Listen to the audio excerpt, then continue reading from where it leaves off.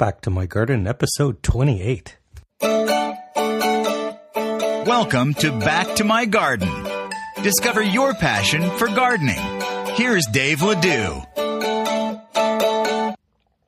This episode of Back to My Garden, sponsored by Coffee Royalty. Can you really lose 5, 10, even 20 pounds or more just by switching your coffee or tea? Find out how to drink it for free at www.backtomygarden.com/coffee. Do you love homegrown tomatoes? Me too.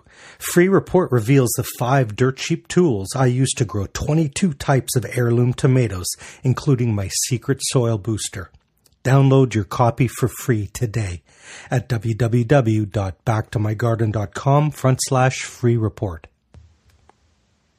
Well, good morning, good afternoon, or good evening, depending on where you are in the world when you listen to this. I'm Dave Ledoux, and welcome to another edition of Back to My Garden. Today, we're just going down the highway, right in my own backyard, no more than 2 hours away. This gentleman is an award-winning garden journalist. He is a speaker. He's an author of No Guff Vegetable Gardening and Grow Figs Where You Think You Can't. He's a dad to 3 young future gardeners, and he's an active blogger. We're going to be talking to him about all things gardening today. I want to welcome to the show Mr. Stephen Biggs. Stephen, welcome to Back to My Garden. Thanks, Dave. I've been looking very much forward to chatting with you this afternoon, and I know my listeners want to hear a little bit about your story. Stephen, can you take a minute or two and just tell us a little bit about your background and how you happened to find out about gardening? Sure. Well, parents and grandparents were all avid gardeners, so there wasn't really any other way. I remember gardening with my parents when I was a kid. I remember planting tomato seeds with my grandfather, who years before had been a market gardener, and I remember helping my Nana work on her garden when she was alone and needed a bit of help. So gardening came naturally. Fantastic.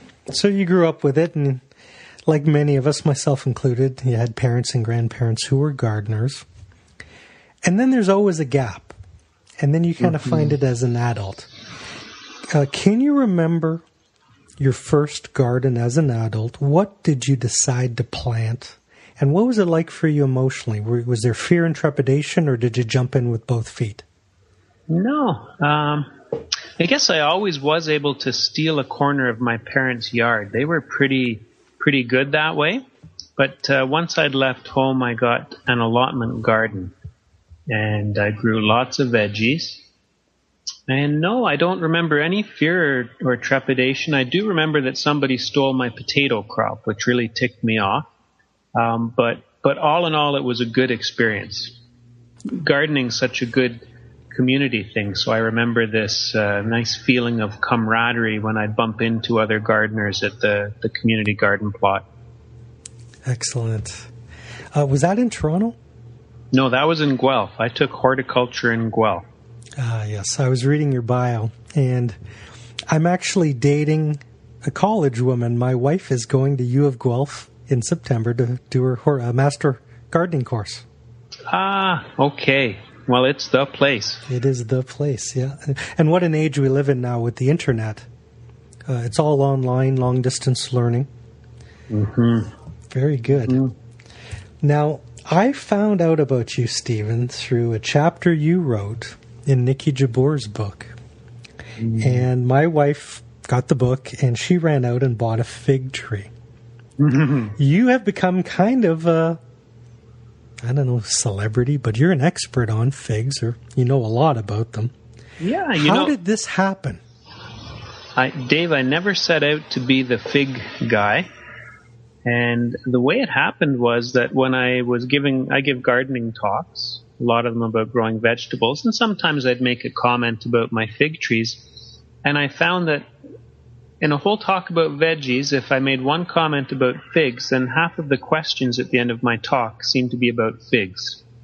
And for whatever reason, figs really intrigue people. And so then I decided, well, I'd better have a talk about figs.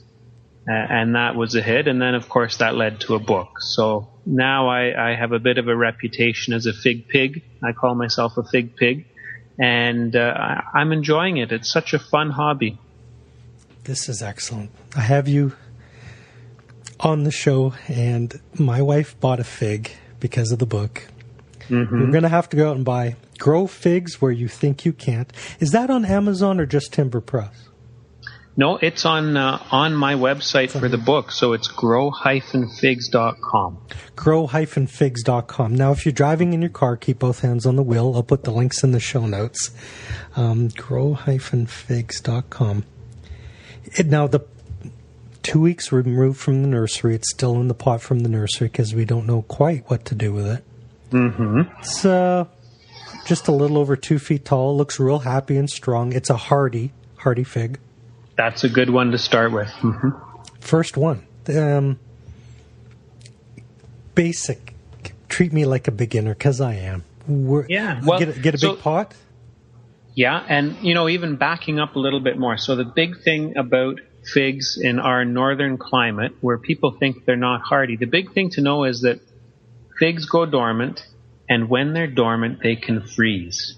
So they can't take the extreme cold that you or I get here, but they can freeze. And so that means we can put them in a cold cupboard or put them in a garage, or we can mulch them and they'll probably survive. So that's the big thing about figs. So you can grow them in a pot and put them in somewhere where they can be dormant, cool and dark over the winter. Or if you plant it in the ground, then you can bend it over and mulch it and overwinter it that way.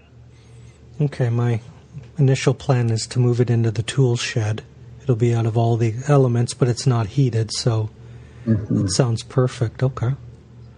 And I should add that when I talk about putting it in the garage, if you have an attached garage, the temperature fluctuations tend not to be as severe as a detached garage. So just be mindful of keeping those extremes to a minimum. Okay. So here in Toronto, for example, mine go in my garage, but I threw some insulation in there, and that minimizes the temperature fluctuations. And then I have an old baseboard heater that kicks in only on those coldest of nights when it's dropping down to minus 20. Then I turn that on low. It can still freeze in there, but it just doesn't get as cold. For my American friends, minus 20 Celsius and minus 20 Fahrenheit are about the same. So that is rather cold. And I think you just saved my fig, Stephen. I'm going to move it from the tool shed to my insulated garage where it never freezes. It's always like 2 degrees. So perfect. That's perfect. Okay. Mm-hmm. And how many years before I start to see fruit on it? You might see fruit this year. And the thing about figs is they're usually reproduced by cuttings. So that plant thinks it's mature. Physiologically, it thinks it's mature. When you have a small plant like that, you probably don't want it to fruit right away because you want the energy to go into growing the plant to a bigger size. So typically the first year or two, I'll pick off any little figs, force the plant to grow vegetatively, and then once it gets to roughly the size and shape I want, then I'll let it fruit. But, if you're very eager to taste that fig year one, why not? You can still let it fruit. Brilliant. And there's our fig lesson, folks. Now make sure you head over to Stephen's site at grow-figs.com. Pick up that book. I know I will be. I want to change gears on you a little bit, Stephen. Mm-hmm. You speak on gardening. You write on gardening. I mean, heck, let's face it, you're considered an expert. And as an expert, everything has gone perfect for you from the day you planted your first seed. You've never had any problems in the garden, or at least that's what the beginners think, right? Do you have what I call a catastrophic oopsie where something went horrendously wrong and now you can look back and smile and tell it in a humorous way? Oh, yeah, and lots of mistakes. And I mentioned in the beginning how I remember planting tomato seeds with my grandfather. I also remember coming back and finding all of those seeds flopped over and wilted because we forgot to water them. So there's lots of oopsies. I remember making my first water garden And we put crayfish in there thinking it would be fun to watch crayfish. Well, that attracted every raccoon in Toronto, I think, because they happen to like eating crayfish. So, yeah, just because I write about it doesn't mean I don't do silly things in the garden and make mistakes. You've won some fans now because we all relate to mistakes. I'm nodding with the crayfish one. I had that happen to me, too. I'm not the only one then. Good. Yeah. Well, and again, this one won't mean much to the international listeners, but I lived 3 hours north of Toronto near Owen Sound. And we had a little pond with some crayfish in it. And I look out the window and 3 raccoons are swimming in my pond and eating the crayfish. So I totally relate to that. Because of the climate, I want to ask you a little bit. We had that killing ice storm in December. And a lot, Maine had it and big parts of the Northeast in the States. When you come to springtime after a big killing winter like that, what was it like for you this year? Did you have any damage? Yeah, we had some limbs down on the trees, and so I had some cleanup to do. I bought a chainsaw for the first time this spring because there was so much cleaning up to do. But in the grand scheme of things, it was okay. No branches hit the house or the garage, and it's all cleaned up, and we're in full gardening mode now. Excellent. I would imagine because of your experience, a lot of your friends and family refer to you as Dr. Stephen Biggs, the garden expert. But what does gardening mean to you now? Is it something just physical, or do you do it for the vegetables or for the love? What do you get from gardening now after all this time spent in the garden? Well, first of all, I never get Dr. Steve, but I do have a cousin who calls me Cousin Chlorophyll. I think the garden is a great creative outlet. I love planning it. And, for example, last year we did a bit of work on the house, and I looked at the garden and I thought, well, this means I'm going to change the layout of the garden so it ties in with the design in the house a bit. Last week I built a dry stone wall. I've been reading about how to work with mortarless stone walls, and so I finally got around to that. So all of this, to me, it's a creative outlet. So I find that very rewarding, above and beyond just eating some of the veggies or picking flowers. I just love that creative outlet. Brilliant. Fantastic. You have so many projects on the go. What is your garden like this season? Well, yes, there's a couple of themes in my garden. I like things I can eat. So I do grow flowers, but there's lots of fruit and veggies in there, and of course figs. There's plums and apples and lots of veggies. So things I can eat are a big thing. And I find the other theme in my garden this year and any year is that I'm a little bit more interested in the form of the garden than individual plant names. Some people really love knowing the names of every plant, maybe collecting plants, and I'm terrible at that. When it came to Latin plant names, I've always been hopeless. I don't know if that'll ever change. So I'm not very good at that. When people come over and they'll say, "Oh, what's this plant?" And I'll say, "Oh gosh, I can't think of that name, but I got it from such and such a place." So I tend to be more interested in the form. What's the shape of the bed? Where does the pathway go? How do the shapes tie in with each other? That's what my garden is like. Brilliant. Okay, let me ask you about it then. Is there anything you're growing this year that's either surprising you or frustrating you? Surprising me or frustrating me? Well, I can tell you something that's really satisfying me. That's the first thing that's coming to mind, Dave. Mm-hmm. Is I grew some sweet peas. It's a variety called High Scent. And I think it's surprising in that it just evokes such a strong memory of a trip.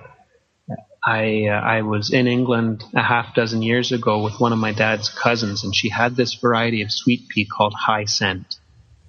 And so I finally tracked down some seeds for that, and I grew it this year. And the minute I smelt it, it transported me right back to Jill's yard, and I could picture being there. So that's been a very pleasant surprise. And that's High Scent. High Scent. Great name. And it's so, if you know sweet peas, it's just a cut flower. It's not an edible pea. It's a cut flower. And they're known for the scent. There's also a wide variety of colors, but some of the newer varieties don't have the same scent as the old ones. So this is just a fairly plain white flower with purplish edges. But the scent is unsurpassed. High Scent. I really recommend it. Nice. Good. Let's take a minute to thank our sponsors and then come back and play 5 quick questions. Attention gardeners, do you love perennial flowers? Get a free online catalog and 10% off your first order of bulbs at Bloomin' Bulbs. I set up a link just for podcast listeners. Go to www.backtomygarden.com/bulb for your special bonus. Are you concerned about toxic chemicals, GMOs, and frankenfood? Don't panic, grow organic. Discover my new resource for organic gardening. Go to www.backtomygarden.com/myorganic. Well, it's the time in the show when we get to play my favorite part. It's called 5 Quick Questions. This is your chance to share some wisdom and experience resources with beginning gardeners. Are you ready to play? I'm set. Awesome. Fire ahead. Number 1, in your opinion, what do you think stops most people from trying gardening? To me, it's a pretty simple answer. It's fear. And I say that because I used to do garden consulting, and I'd have customers who were just afraid to start gardening. They didn't really know where to begin, but all they knew was that they had seen all of these magazines with picture-perfect gardens in them, and I think that made them afraid to try because they didn't think they could ever achieve that. So fear, that's what stops most people from gardening. If somebody's afraid, do you think they should just read a book on it or just get out and do it? Like, how do you get that beginner to overcome that fear? Yeah, well, dig in. Just dig in and start gardening. Yeah. That's brilliant advice, folks who are listening. If you have friends and family members that look at you like, oh, I'd love to do what you do. Action cures fear. Mm-hmm. It does. Even if you're just growing weeds the first season. Now, you've gone to school for this. You've done it most of your life. You've studied from some master gardeners. Stephen, what is the single best piece of gardening advice that you've ever personally received? Best advice? Well, Dave, I think the best advice, and it wasn't even received in the context of gardening. I was trying to decide whether to continue living in Montreal or move back to Toronto. And I remember speaking to a family friend who listened to me hum and haw through the positive and negative both ways and said to me, "You'll know what's right," and said nothing more. And I think that applies to gardening. You'll know what's right. You have to think about things, observe things, and maybe just try again. That's really what gardening's all about. You don't have to be right the first time. Ooh, there's the quote of the week, folks. You don't have to be right the first time. Stephen, my wife's grinning at me. We have a raised bed that the tomatoes are super angry. Everything's yellow and brown and dying. Mm-hmm. So today we did a chemistry test on it to test the soil. Yeah.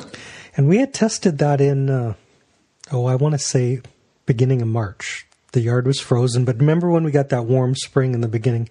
So we kind of chipped out some soil and did the test, and it didn't look too bad. Today we tested it. The pH is 8, and the nitrogen is 0. Didn't even register. So we learned a valuable lesson about when not to test the garden. Live and learn, right? Exactly. Some of our tomatoes have 1 tomato on them. And I'm thinking, well, if I had a pH of 8, I wouldn't want to grow tomatoes either.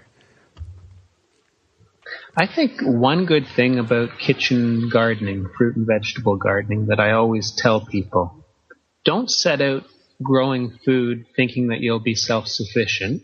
Set out growing food so that when you get beautiful food at the farmer's market, you can appreciate what goes into it. Ooh, there's the wisdom, folks. Brilliant. Now, if you were my teacher 30 years ago, Stephen, I'd have to go to the library and check out a book and hope that the book had the wisdom. Now, the internet. Mm-hmm. In addition to your websites, can you think of two maybe favorite websites that you could recommend to a new gardener? Yeah, well, I should first start, Dave, by saying I don't read blogs much, so I'm not too helpful that way. Okay. But I do have a couple of websites that I think are worth checking out. Now, the first is going to be fig related. Mm-hmm.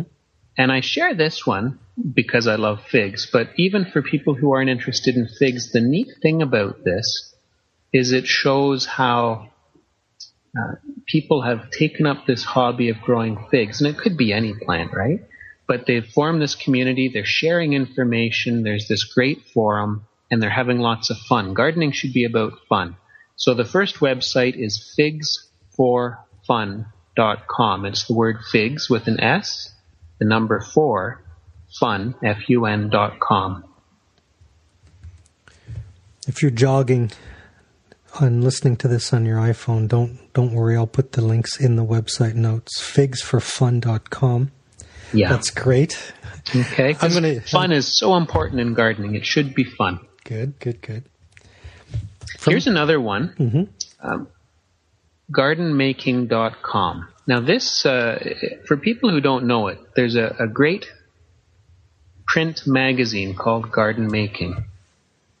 What I love about it is that it's a how-to magazine. So I talked earlier about a lot of magazines have all these picture-perfect gardens, and sometimes there's not a lot of how-to information. This is very much a how-to magazine. And so the website I've just given you is the companion website. They have some of the articles up there, and they have blogs. And what I like about this sort of website, though, is that it's curated. So blogs are nice. You can get lots of good ideas.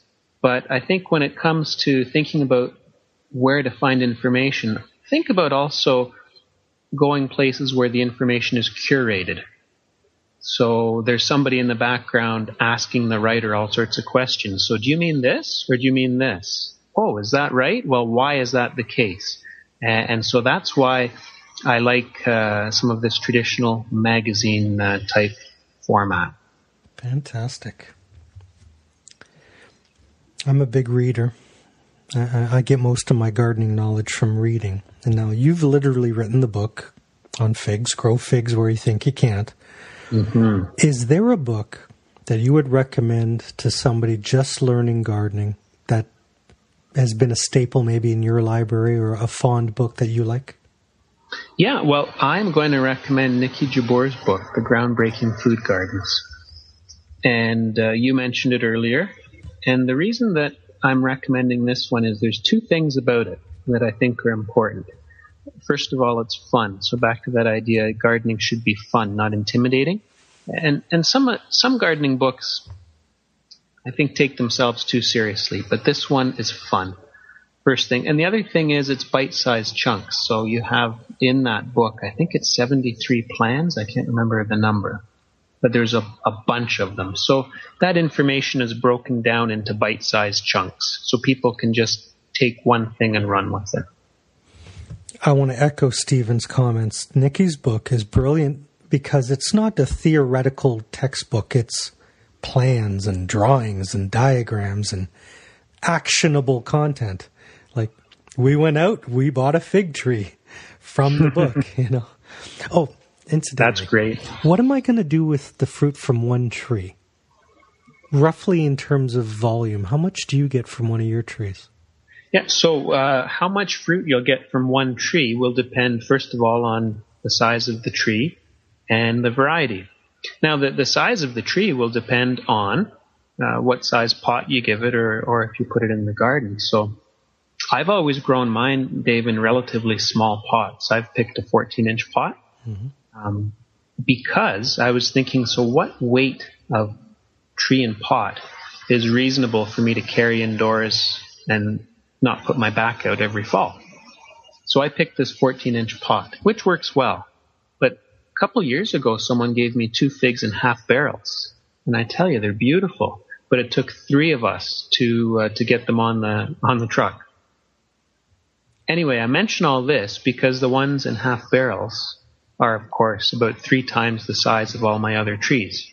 And so 3 times as many figs. So coming back to your question, how many figs will you get per tree? Depends on the variety, depends how you're growing it, but very much it depends on how big you let that tree become.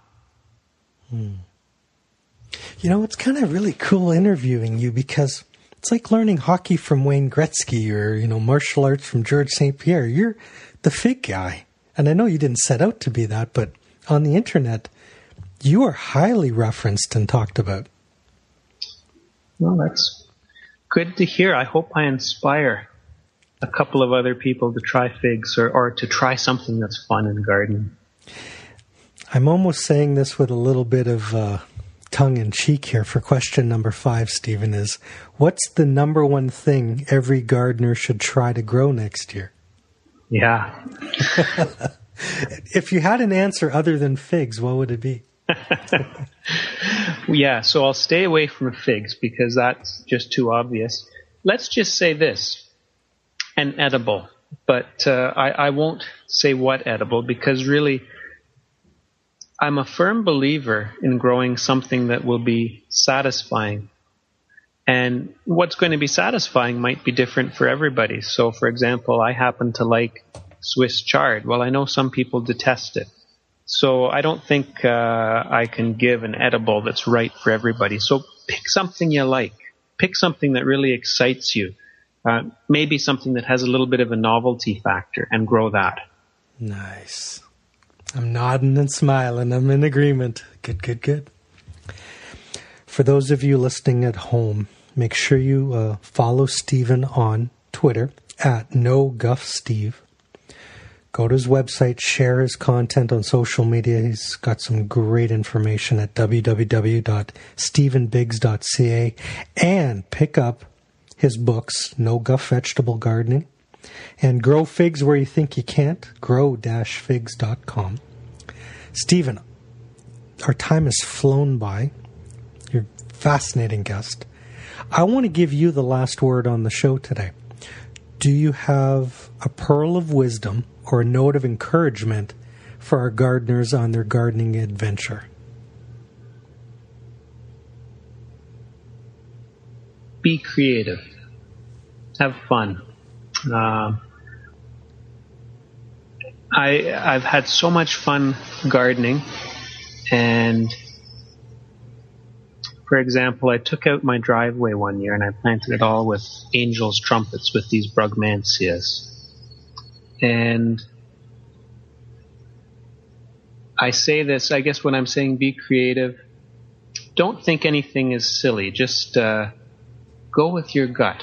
I did what could have been a silly thing to some people. I took out my driveway. I made this beautiful plantation of brugmansias, and I had more fun memories. I had more guests come over and enjoy that than I could ever have hoped for. So I think gardening gives us that opportunity to do these amazing things and meet people. And yeah, does that make sense? Wow, tremendous. That is fantastic advice. Were your neighbors, did they come in and think it was great? They did. I think they thought I was strange at first, but they thought I was great afterwards. It's a living piece of art. Fantastic. Stephen, thank you so much for being on the show today. Thank you for having me. It's been a pleasure.